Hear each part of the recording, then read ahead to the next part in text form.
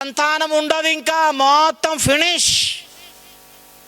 భక్తిహీనుల కుటుంబం.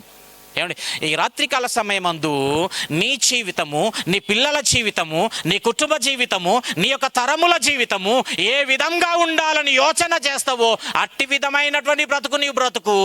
ఏ బ్రతుకు అనేసి అంటే రెండు ముందు పెట్టినాడు దేవుడు ఈ రోజున: జీవము, మరణము. భక్తి, భక్తిహీనత.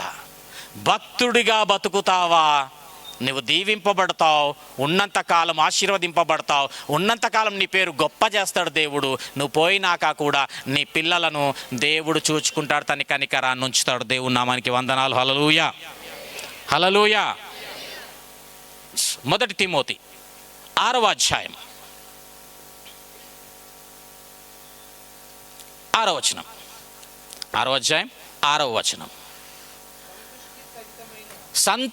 సంతృష్టి సహితమైన దైవభక్తి గొప్ప లాభసాధకమది. నీకు లాభాన్ని చేకూరుస్తుంది. లేదు లేదు నా కొరకే నేను బ్రతుకుతాననేసి అంటే తన ప్రాణమును కాపాడుకున్న ఒకను వాడు ఏమవుతాడండి? తన ప్రాణమును కాపాడుకునేటటువంటి వాడు దాన్ని పోగొట్టుకుంటాడు.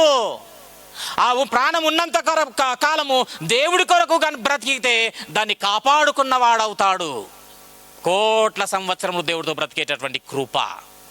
దేవుని నామానికి వందనాలు. హల్లెలూయా.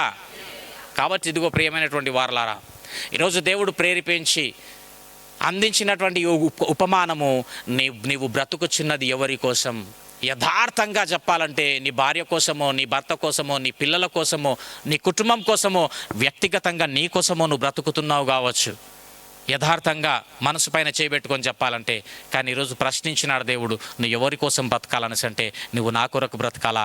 నా కొరకు బ్రతికితే నిన్ను ఆశీర్వదిస్తా, నీ పిల్లలపైన యుగాంతం వరకు నాకు అధికారాన్ని చూపిస్తా బిడ్డ. నీ నామాన్ని నేను గొప్ప చేస్తా, నిన్ను విడువను, నిన్ను ఎడబాయను. దేవుడిటి కొద్ది వాక్యము మన ఆత్మ నిమిత్తమై దీవించి ఆశీర్వదింపబడును గాక. ఆమెన్.